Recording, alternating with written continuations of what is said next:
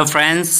तो फ्रेंड्स आज हम पढ़ने वाले हैं 26 जुलाई का करंट अफेयर्स। ठीक है, क्योंकि आप जानते हो कि करंट अफेयर कितना ज़्यादा इंपॉर्टेंट हो गया आज के कॉम्पिटिटिव एग्जाम्स को लेकर। तो आज हम बात करेंगे 26 जुलाई 2021 के करंट अफेयर की। ठीक है, क्योंकि पेट वगैरह एसएससी एग्ज़ाम आप लोग देने वाले हो, तो इसलिए करंट अफेयर के क्वेश्चंस करना बहुत ही ज़्यादा ज़रूरी हो गया है। क्योंकि सबसे ज़्यादा जो मार्क्स गेन होते हैं या हम कहें मार्क्स जो हम लूज़ करते हैं वो कहाँ लूज़ करते हैं, करंट अफेयर्स में लूज़ करते हैं। और करंट अफेयर एक ऐसी चीज़ है कि हम लोग उसको रेगुलर करेंगे तभी वो चीज़ समझ में आएगी। ठीक है, अगर हम रेगुलर चीज़ें नहीं करते हैं तो फिर वो चीज़ें क्या होती हैं, स्किप हो जाती दिमाग से, जिसके कारण आप लोगों में करंट अफेयर्स में मार्क्स नहीं आते हैं। आप सिर्फ जनरल अवेयरनेस और जीके वगैरह पढ़ के मार्क्स कतई नहीं ला सकते हो। ठीक है, तो अगर आपको दोस्तों एसएससी वगैरह अगर दोस्तों आपको एसएससी और पेट में अच्छे नंबर लाने हैं या उसको क्वालिफाई करना है, तो उसके लिए क्या होता है, करंट अफेयर जो होता है बहुत ही इंपॉर्टेंट होता है। तो वही चीज़ आज मैं करवाने वाला हूँ, तो आप लोग मेरे साथ बने रहिएगा। अगर आपने चैनल को सब्सक्राइब नहीं किया तो उसे सब्सक्राइब ज़रूर कर दीजिए। तो हम शुरू करते हैं हमारे पहले क्वेश्चन से, ज़्यादा टाइम ना वेस्ट करते हुए आपका। तो फर्स्ट क्वेश्चन फ्रेंड्स आज का है, टोक्यो ओलंपिक 2021 का कौन सा संस्करण आयोजित हुआ है। ठीक है भैया, टोक्यो ओलंपिक 2021। अब भैया टोक्यो ओलंपिक्स चल रहे हैं, कुछ लोग देख रहे होंगे टोक्यो ओलंपिक्स और कुछ लोग नहीं भी देख रहे होंगे, लेकिन देखना बहुत ही ज़्यादा ज़रूरी है। क्योंकि इससे निकल के जो क्वेश्चंस बनेंगे, जैसे मतलब इससे जो भी क्वेश्चंस बनेंगे वो बहुत ही ज़्यादा इम्पॉर्टेंट होंगे, वो आने वाली परीक्षाओं में भी पूछे जा सकते हैं। तो ये पूछा गया टोक्यो ओलंपिक 2021 का कौन सा संस्करण आयोजित हुआ है। तो भैया जो 2021 वाला जो संस्करण की बात करें अगर हम, तो क्या है, 32वां। ठीक है, 2021 में जो टोक्यो ओलंपिक हुआ है वो कौन सा संस्करण है, उसका 32वां बार ये मनाया जा रहा है टोक्यो ओलंपिक। ठीक है, तो ये क्वेश्चन हो गया। नेक्स्ट देखते हैं हमारा नेक्स्ट इंपॉर्टेंट क्वेश्चन आज का क्या है। और दोस्तों ये कुछ छोटी मोटी बातें हैं जो आप लोगों को ध्यान रखनी होंगी। जैसे टोक्यो ओलंपिक, टोक्यो है का, टोक्यो एक शहर है जापान का। ठीक है, तो वहीं पे ये ओलंपिक मनाया जा रहा है। और ये कब से कब तक मनाया जाएगा, तो 23 जुलाई से 8 अगस्त तक मनाया जाएगा। ये भी आप लोगों को दिमाग में चीज़ें रखनी पड़ेंगी, क्योंकि भैया ये कहीं से भी एसएससी पैट में कहीं से भी आपसे क्वेश्चन घुमा के पूछ सकता है कि भैया कब से कब तक ये मनाया जाएगा, इस तरह भी पूछ सकता है।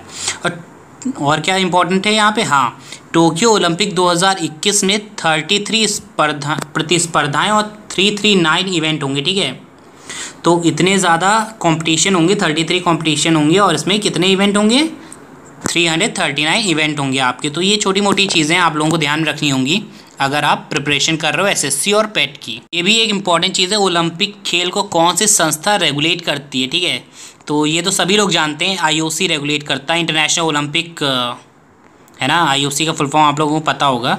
और ओलंपिक खेल को शुरुआत कब हुई थी भैया, शुरुआत इसकी बहुत पहले से हुई थी, जब आप लोग पैदा भी नहीं हुए थे। ठीक है, 6 अप्रैल 1896 को इसकी शुरुआत हुई थी। ओलंपिक खेलों की शुरुआत कब हुई थी,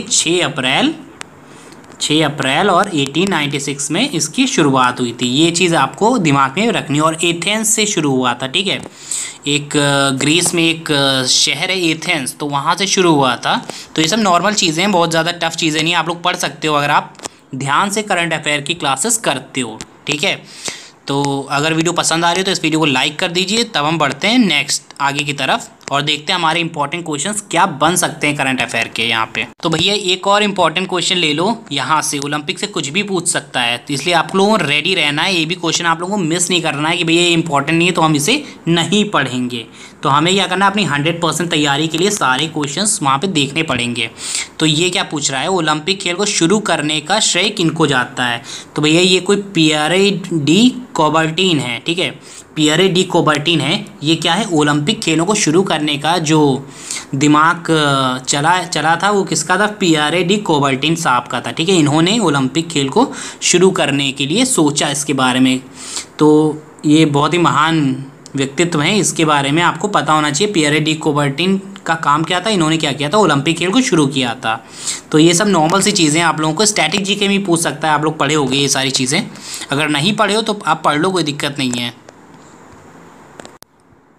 तो दोस्तों ये भी एक क्वेश्चन पूछ सकता है कि भैया पहली बार ओलंपिक में शुभंकर मतलब मैस्कॉट कब शामिल किया गया था, ठीक है। तो मैस्कॉट कब शामिल किया गया था? 1972 में पहली बार ओलंपिक में कि मैस्कॉट मतलब जो उसका चिन्ह होता है ओलंपिक का, उसको शामिल किया गया था 1972 में, ठीक है। और 2021 की भैया क्या थीम है? अब थीम की बात कर लेते हैं। तो भैया कुछ भी होता है, कोई भी डे मनाते हैं हम लोग, तो उसमें क्या होता है, एक थीम होती है जो जिससे क्वेश्चंस काफ़ी सारे बनते हैं, ठीक है। तो यहाँ पे थीम दिमाग पे रखना है हम लोगों को। बहुत ही सिंपल थीम है, बहुत ज़्यादा मतलब टफ नहीं है यहाँ पे, बहुत ही सिंपल थीम है। क्या है? Faster higher stronger together. वाह क्या थीम लाते हैं लोग, फास्टर हाइयर स्ट्रॉन्गर और टुगेदर। ये क्या है? एक 2021 की थीम है, ठीक है। तो इन चीज़ों को दिमाग पे रखना है, बहुत ही छोटी सी चीज़ है। भारत ने किस वर्ष ओलंपिक खेलों में अपनी टीम भेजी थी? तो ये भी एक क्वेश्चन पूछ सकता है। अब तो भैया भारत मोदी जी के नेतृत्व में बहुत बढ़िया काम कर रहा है।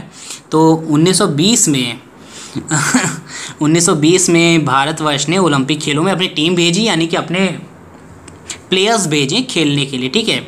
और ओलंपिक लोगों में कितने छल्ले होते हैं? तो 5 छल्ले होते हैं। ये तो सभी को बचपन से पढ़ते आ रहे हो, कितने रिंग्स होते हैं इंग्लिश में कहूँ तो। नेक्स्ट क्वेश्चन हम देखते हैं क्या है हमारा। तो फ्रेंड्स नेक्स्ट क्वेश्चन आपकी स्क्रीन पर है। क्या क्वेश्चन है? पहले हम क्वेश्चन को समझते हैं, क्वेश्चन क्या रहा है, ठीक है।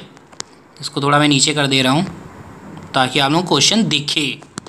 किस राज्य की सरकार ने जनजातीय समुदाय के उत्थान के लिए जनजातीय भागीदारी योजना को शुरू किया, ठीक है।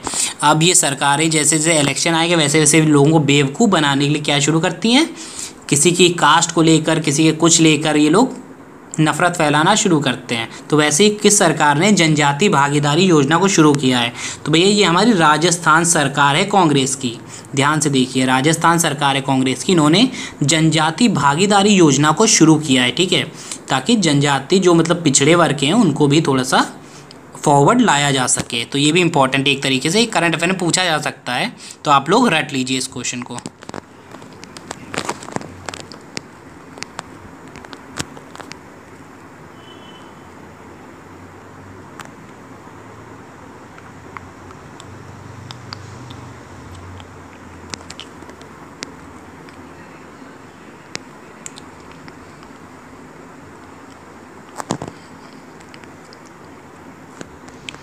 दोस्तों एक और कुछ इंपॉर्टेंट पॉइंट्स हम लोग यहाँ पे नोट कर लेते हैं जो आपकी एग्जाम्स के लिए बहुत ही ज़्यादा इंपॉर्टेंट है।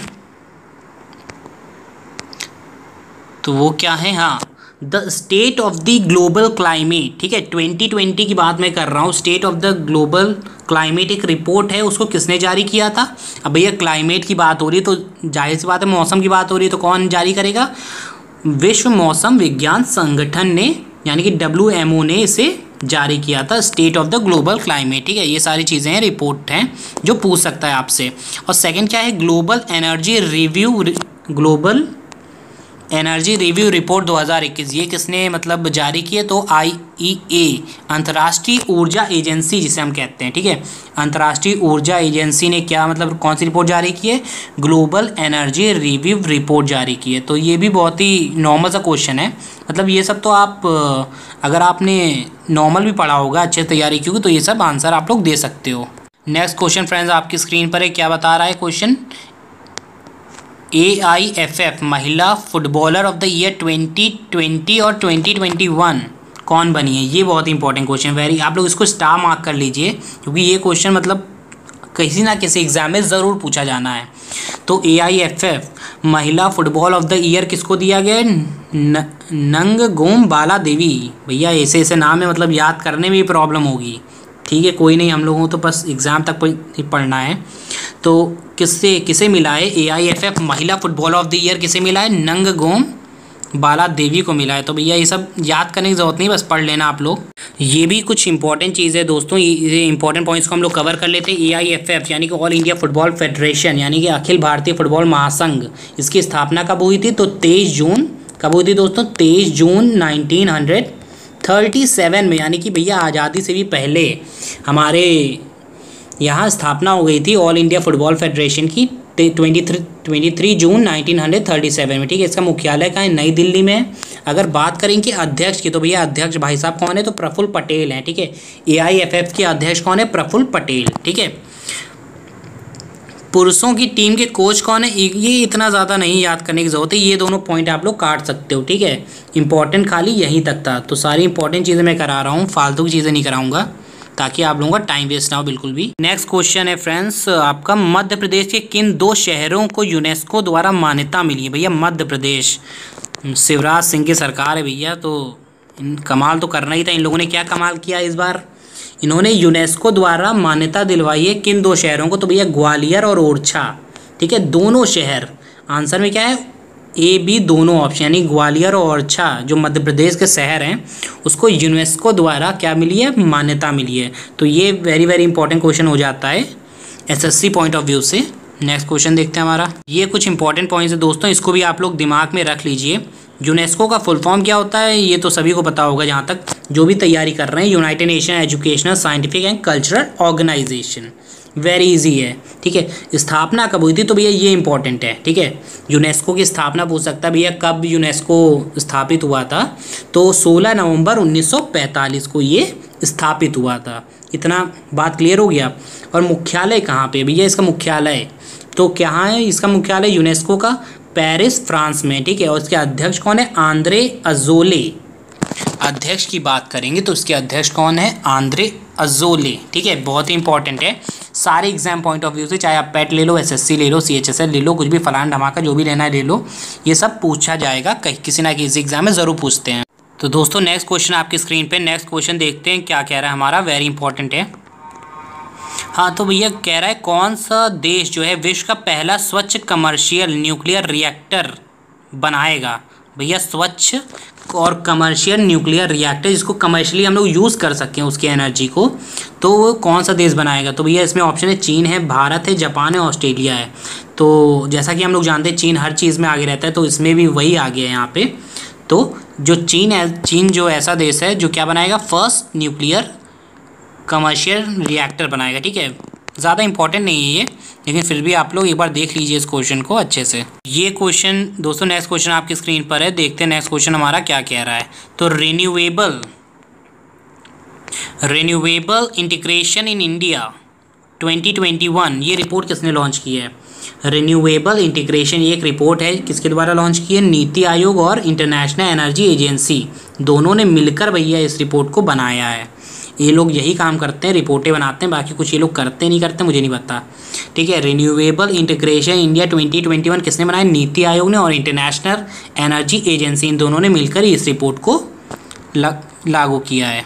नेक्स्ट क्वेश्चन हम देखते हैं हमारा इंपॉर्टेंट क्वेश्चन। तो दोस्तों अगर आप यूपी SSC की तैयारी कर रहे हो या यूपी पेट की तैयारी कर रहे हो, ठीक है, तो उसके लिए ये आपको चीज़ें पता होनी चाहिए कि उत्तर प्रदेश का भैया गवर्नर जनरल कौन है? तो सभी को पता होगा, ये सब नॉर्मल चीज़ें। तो उत्तर प्रदेश का गवर्नर जनरल कौन है? आनंदीबेन पटेल हैं, ठीक है। और उत्तर प्रदेश के अगर मुख्य न्यायाधीश की बात करेंगे, चीफ जस्टिस ऑफ इंडिया नहीं, चीफ जस्टिस ऑफ हम लोग कह सकते हैं उत्तर प्रदेश, ठीक है। तो वो कौन है? गोविंद माथुर हैं, ठीक है। गोविंद माथुर साहब हैं जो उत्तर प्रदेश के मुख्य न्यायाधीश हैं, ठीक है। उत्तर प्रदेश का राजकीय पशु बारहसिंगा, ये सब स्टैटिक जीके हैं, आप लोग अलग से भी इसको लूसेंट वगैरह से तैयार कर सकते हैं, बहुत ज़्यादा इंपॉर्टेंट नहीं है। नेक्स्ट है आपका उत्तर प्रदेश के प्रमुख लोक नृत्य, ये बहुत इंपॉर्टेंट पॉइंट है फ्रेंड्स, इसको स्टार मार्क कर लीजिए, क्योंकि लोक नृत्य जो डांस फॉर्म्स होते हैं उससे कई तरीके क्वेश्चन पूछे जाते हैं। एसएससी पूछता है, पेट भी पूछता है, और यूपी SSC तो खासकर पूछता है, क्योंकि भैया यूपी का एग्जाम होता है तो यूपी के डांस फॉर्म्स आपको पढ़ने ही पड़ेंगे। तो कौन कौन से होते हैं? कर्मा होता है, शैला होता है, ठडिया होता है, घर करही होता है, चौलर होता है, लठमार दीवारी होता है, घोड़ा होता है, कार्तिक होता है, धुरिया होता है, राई, पाई डंडा, दीप, ख्याल, मयूर, झूला, चरकुला, जोगनी, छपेली, ये सब क्या होते हैं? ये सब डांस फॉर्म है उत्तर प्रदेश के, ठीक है, प्रमुख लोक नृत्य में आते हैं। तो ये सब आपको याद होना चाहिए सारी चीज़ें। नेक्स्ट हम क्वेश्चन देखते हैं, हमारा नेक्स्ट इंपॉर्टेंट क्वेश्चन क्या कह रहा है। तो दोस्तों नेक्स्ट और लास्ट क्वेश्चन आपका स्क्रीन पर आ गया, आप लोग बताइए इसका राइट आंसर क्या हो सकता है। पेगासस नामक स्पाईवेयर को किस देश ने विकसित किया है? तो बहुत ही आसान क्वेश्चन है, लेकिन जिसने नहीं पढ़ा होगा वो तो भैया बिल्कुल ब्लैंक हो जाएगा यहाँ पे। तो पेगासस नामक जो स्पाईवेयर है वो किस देश ने विकसित किया है? तो आपका इजराइल ने विकसित किया है, ठीक है। अभी ये चर्चा में, इसलिए इसको करंट अफेयर के क्वेश्चन पे डाला गया है। तो फ्रेंड्स यहीं पे वीडियो मैं ख़त्म करता हूँ। अगर आपको वीडियो पसंद आई हो थोड़ी सी भी, तो इस वीडियो को ज़रूर लाइक करिए और चैनल को मेरे सब्सक्राइब ज़रूर करिएगा। मिलते हैं नेक्स्ट वीडियो में नेक्स्ट करंट अफेयर के क्वेश्चंस में, तब तक के लिए गुड बाय, टाटा।